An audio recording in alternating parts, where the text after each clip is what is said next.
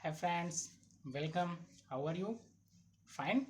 Okay friends, हम आशा करते हैं कि जो आपको जो पिछली क्लास कराई थी, ठीक है, स्टार्ट करते हैं फ्रेंड्स। आशा करते हैं मैंने जो आपको साइंस की पिछली क्लासें प्रोवाइड कराई थी वो सब आपने अच्छे से स्टडी कर ली होगी और उनकी नोट्स क्लियर कर ली होगी। ठीक है फ्रेंड्स, नोट जरूर बनाते रहिए फ्रेंड्स। हम जो है साइंस के वन लाइनर क्वेश्चन देखेंगे आज। अभी फ्रेंड्स हम डेली आपके लिए साइंस के वन लाइनर क्वेश्चन ला रहे थे। फर्स्ट क्लास में हम 25 क्वेश्चन लाए थे, फिर उसके बाद 50 क्वेश्चन लाए थे। 200 क्वेश्चन की एक क्लास हुई थी। आज फिर से 25 क्वेश्चन की एक साइंस की क्लास है। ठीक है फ्रेंड्स, तो एक बार फिर से आप लोगों का वेलकम है Balaji classes by Atul Bajpai sir में। और फ्रेंड्स बताइए कैसे हैं? बढ़िया है? फिर स्टार्ट करें आज की क्लास। ठीक है स्टूडेंट, स्टार्ट करते हैं। ठीक है, तो Balaji classes bye Vajpayee sir में वेलकम है। देखेंगे साइंस के वन लाइनर क्वेश्चन जो कि फ्रेंड्स हम लोग डेली डिस्कस करते हैं। ठीक है, जो है 4 बजे जो है साइंस के वन लाइनर क्वेश्चन। तो ठीक है फ्रेंड्स, आज की क्लास स्टार्ट हो चुकी है। ठीक है फ्रेंड्स, अभी जो क्लासें कुछ ऑफलाइन प्रोवाइड की जा रही हैं। ठीक है, बहुत ही जल्द आपको ऑनलाइन क्लासें प्रोवाइड की जाएंगी। तो पहला क्वेश्चन देखते हैं फ्रेंड्स, डिस्कस करते हैं साइंस के वन लाइनर क्वेश्चन। ठीक है, तो फर्स्ट क्वेश्चन आज के लिए क्या है? ये वायुमंडलीय दाब का मापक, यानी कि वायुमंडल का जो दाब होता है उसे कैसे मापा जाता है, उसे मापक यंत्र का नाम बताइए तथा मात्रक का नाम। यानी कि मापक यंत्र क्या है और मात्रक क्या है। तो वायु का जो पहले डिस्कस करें, पहली बात वायुमंडलीय दाब का मापक यंत्र। तो मापक यंत्र कौन सा है? बैरोमीटर। फ्रेंड्स, बैरोमीटर से क्या मापते हैं? वायुमंडलीय दाब को मापा जाता है। ठीक है फ्रेंड्स, आगे है और उसका डिस्कस करें मात्रक। तो उसका मात्रक क्या है? बार। उसे किससे डिफाइन किया जाता है? बार से डिफाइन किया जाता है। ठीक है, यहाँ पर दो क्वेश्चन एक ही वन लाइनर में क्लियर हो गए। डायरी बनाइए, नोट डाउन करते हैं। ठीक है फ्रेंड्स, चले आगे नेक्स्ट क्वेश्चन।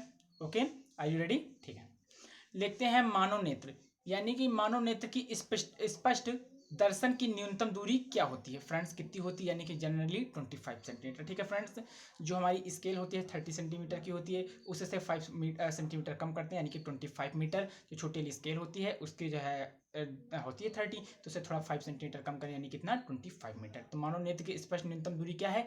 यानी कि 25 सेंटीमीटर। ये क्वेश्चन, ऐसे क्वेश्चन बनते हैं दोस्तों और एग्जाम में कई बार पूछे गए। ठीक है फ्रेंड्स, आगे चलें। सारा क्लियर है, वाइज वगैरह भी क्लियर है। आगे देखते हैं, डिस्कस करते हैं। ठीक है फ्रेंड्स, नेक्स्ट क्वेश्चन की ओर अगर हम लोग थोड़ा सा डिस्कस करें, नेक्स्ट क्वेश्चन लिखा है कैप्सूल का आवरण।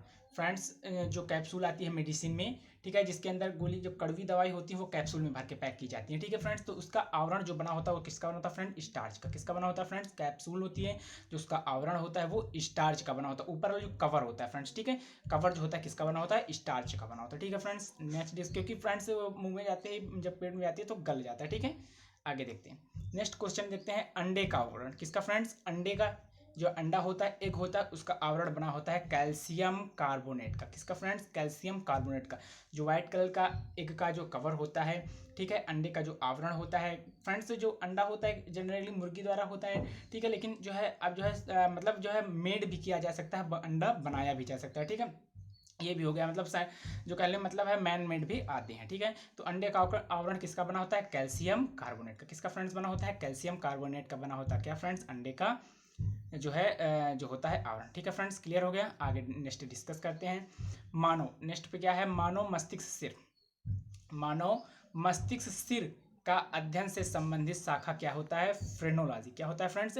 फ्रेनोलॉजी, जिसके अंदर अंतर्गत फ्रेंड्स हम मस्तिष्क का अध्ययन करते हैं। फ्रेंड्स, एक दिन ऐसी क्लास होगी दोस्तों जिसमें क्या किया जाएगा कि हम लोग सारे स्टडी वाले ले लेंगे। हाँ, ये सही रहेगा ना फ्रेंड्स?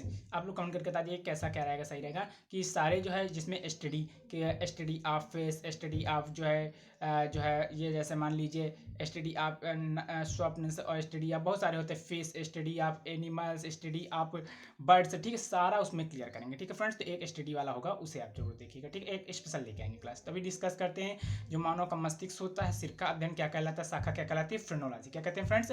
फ्रेनोलॉजी के अंतर्गत मानव मस्तिष्क के सिर का अध्ययन किया जाता है। किसका अध्ययन? मस्तिष्क सिर का अध्ययन क्या कहता है? फ्रेनोलॉजी। नोट डाउन करते रहिएगा फ्रेंड्स।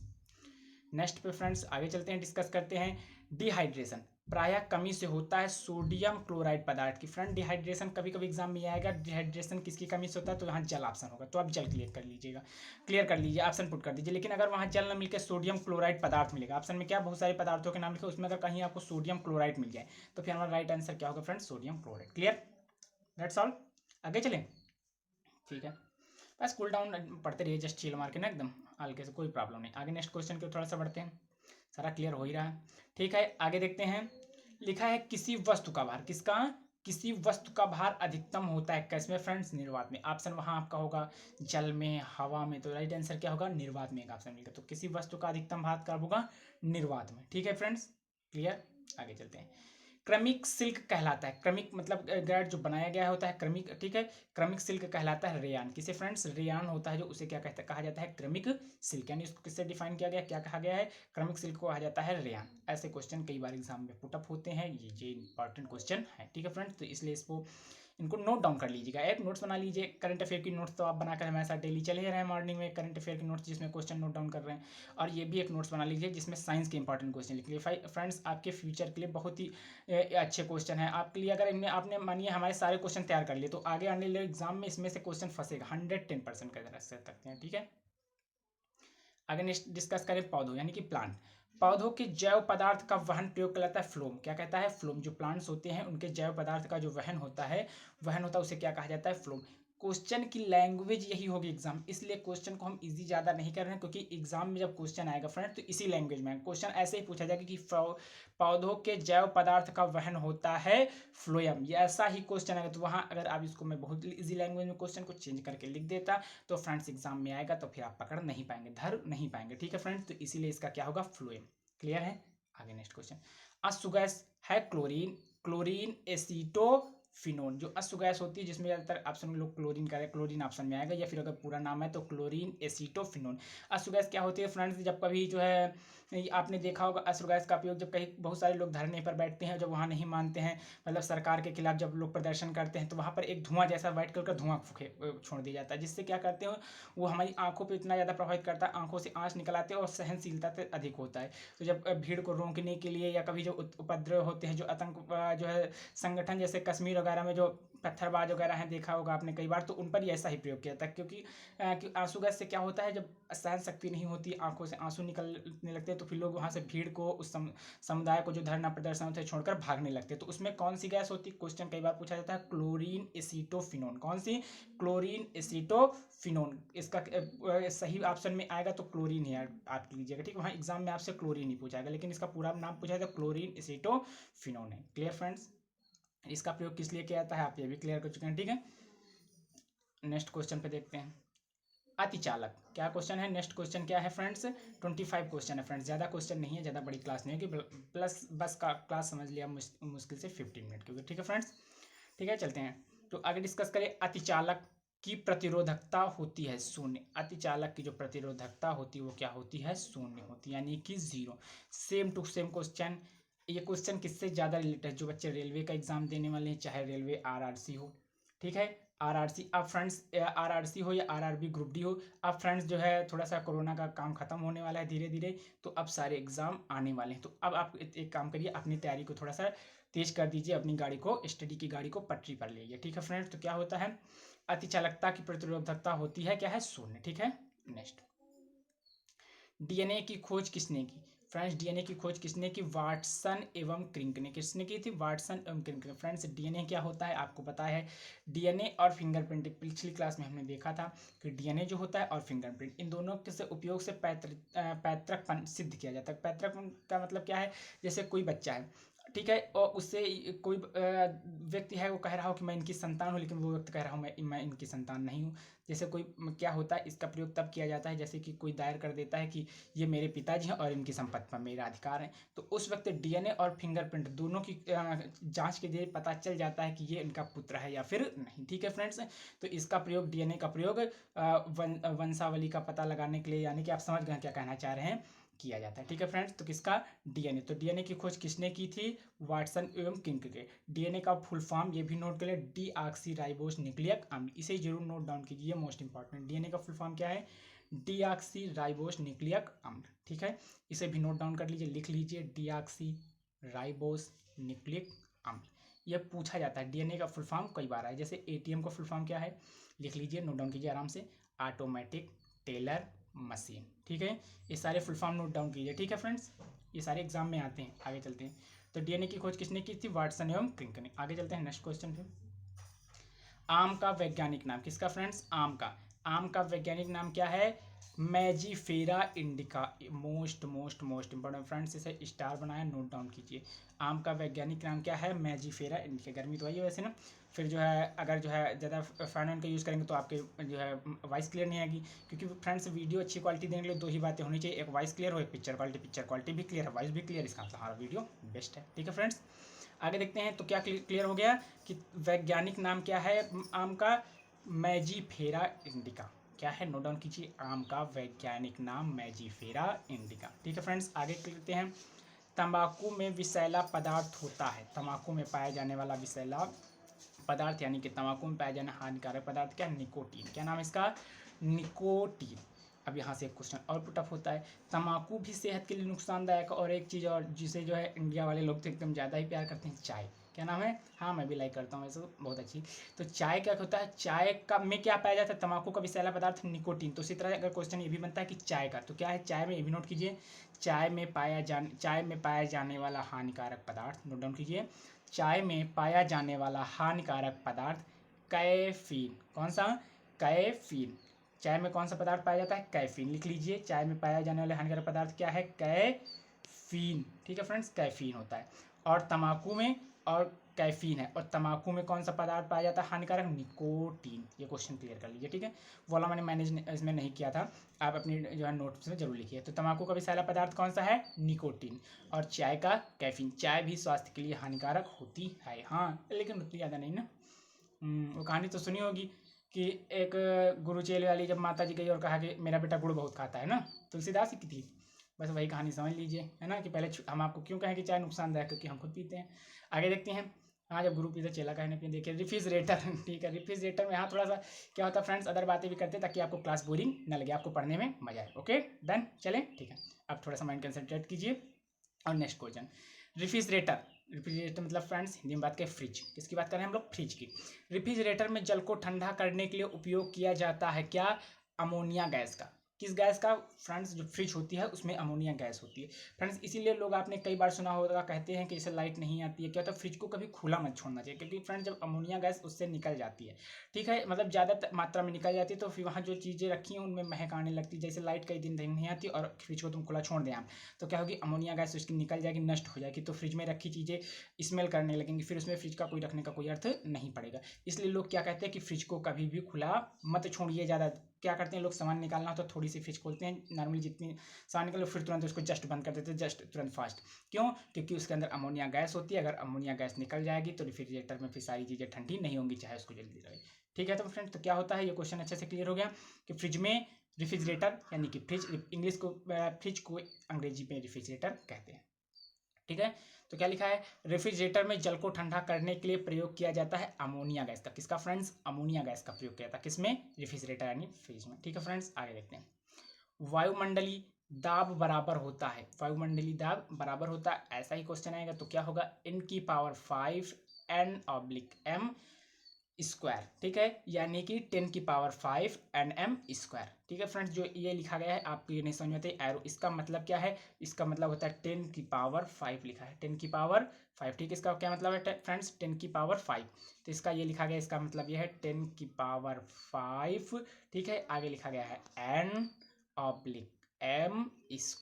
ये क्या है? वायुमंडलीय दाब बराबर होता है। जो वायुमंडलीय दाब होता है वो क्या होता है, कब बराबर होता है? तो इसी इसका आंसर ही होगा 10⁵ n/m²। क्लियर है? आपको एग्जैक्ट यही डिजिट लर्न करनी पड़ेगी। ठीक है फ्रेंड्स, क्योंकि एग्जाम में यही आएगा, दैट्स ऑल। एक चीज़ हमको अपने मोदी जी से सीखनी चाहिए, पढ़ाने का तरीका। मैं मोदी जी के बात बहुत अच्छा, कभी आपने उनका जब कल अभी आपने उनका मोदी जी का भाषण सुना तो उसमें एक चीज़ बहुत कहते हैं, मतलब आराम से बोलते कि हर बात जनता को, नागरिक को अच्छे क्लियर से समझ में आए। बोलने का तरीका, पढ़ाने का तरीका अगर आपको सीखना है कि कैसे बोलना चाहिए, मैं मोदी जी से बहुत इंप्रेस हूँ, उनका तरीका अच्छा लगा। तो उन्होंने क्या कहा, मतलब जो है जब कोई बात कहते तो रुक रुक कर, जैसे इस क्वेश्चन को आपको समझाना है मोदी जी के स्टाइल में, तो देखिए कैसे कैसे बताएंगे वो। वायुमंडलीय दाब बराबर होता है, ऐसे मतलब आराम आराम, तो ऐसे बच्चों को समझ में। Thank you so much Modi ji. तो मोदी जी से ये बात जरूर हमने सीखी, क्या? वायुमंडलीय दाब बराबर होता है 10⁵ nm²। एक बात को कई बार दोहराते हैं ताकि मीडिया को और जनता को हमारी बात अच्छे से क्लियर हो जाए। ठीक है, आगे देखते हैं नेक्स्ट क्वेश्चन। दो समांतर दर्पण के बीच, कहाँ फ्रेंड्स, दो भाइयों, दो समांतर दर्पण के बीच रखी वस्तु का प्रतिबिंब बनता है अनंत पर। फ्रेंड्स दो समांतर दर्पण यानी कि जिसमें हम शीशा, जिसमें हम चेहरा देखते हैं, वो कैसे दर्पण होते हैं, समानांतर दर्पण रखिए, वही होते हैं दर्पण। उसको समानांतर रखिए, आमने सामने रखी वस्तु, उनके बीच में कोई वस्तु रख दीजिए, उसका प्रतिबिंब कहाँ बनेगा, अनंत। फ्रेंड्स कहाँ, आपने बार बार, यानी कि नाई की बात करते हैं, नाई की दुकान में कभी जब आप बाल कटाने गए होंगे तो आपने क्या चीज़ देखा हो, जैसे शीशा एक सामने लगा होता है, एक पीछे, यानी इस मतलब इस पोजीशन पर दोनों समानांतर रखे, कैसे रखे हैं, समानांतर। फ्रेंड्स मैथ में पढ़ा होगा पैरेलल, यही फ्रेंड्स, उसे पैरेलल को ही बात करते हैं हम लोग, हिंदी में कहते हैं समानांतर। पैरेलल मतलब जैसे दो पैरेलल लाइन खींचने को कहा जाए तो ये एक ऊपर और नीचे दोनों की यहाँ की दूरी, यहाँ की दूरी, यहाँ की दूरी समान है, यही होता है समानांतर, यानी इंग्लिश में टाक करें तो पैरेलल।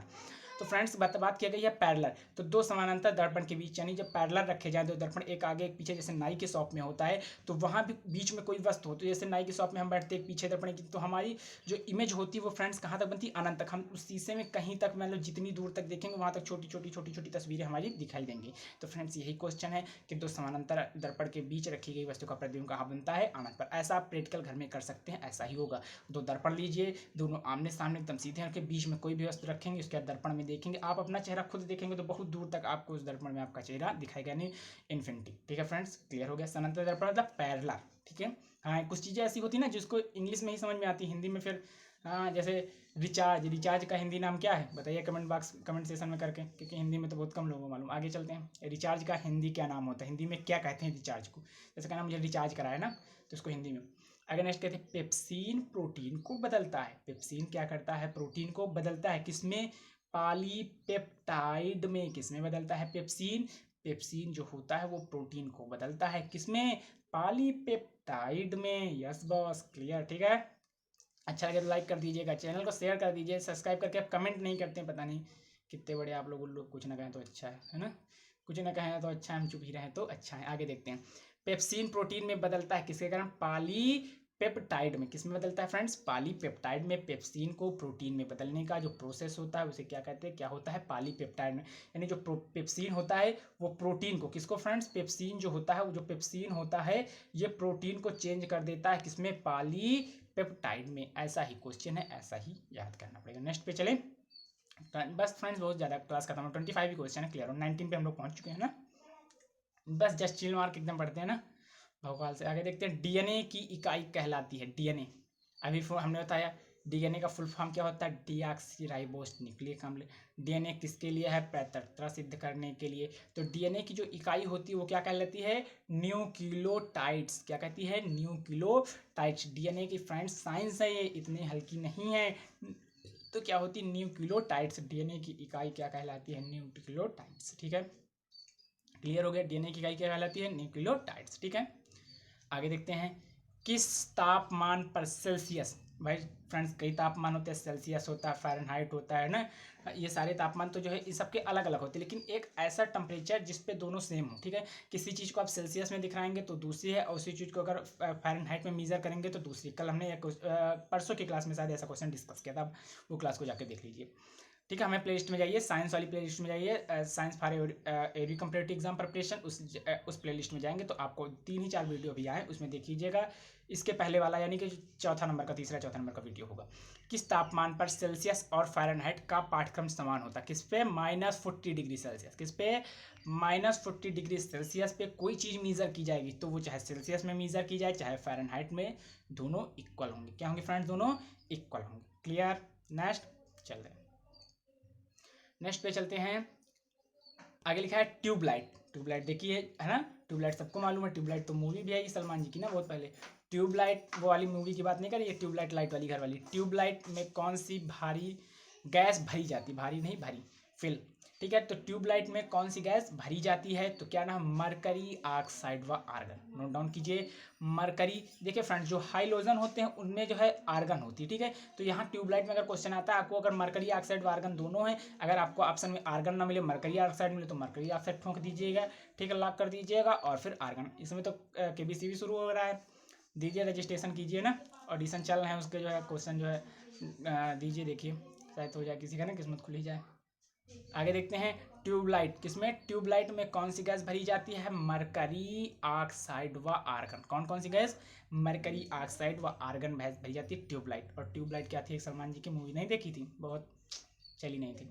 सबसे हल्की धातु कौन सी, लिथियम। सबसे हल्की धातु कौन सी है, लिथियम। नोट डाउन कीजिए, मोस्ट मोस्ट मोस्ट इंपॉर्टेंट है फ्रेंड्स। कौन सी सबसे हल्की धातु दोस्तों, लिथियम है। कौन सी है, लिथियम सबसे हल्की धातु है। क्लियर हो रहा है, सबसे हल्की धातु कौन सी है, लिथियम। आपको क्लियर हो गया सबसे हल्की धातु कौन सी है फ्रेंड्स, लिथियम। ठीक है, आगे देखते हैं नेक्स्ट क्वेश्चन।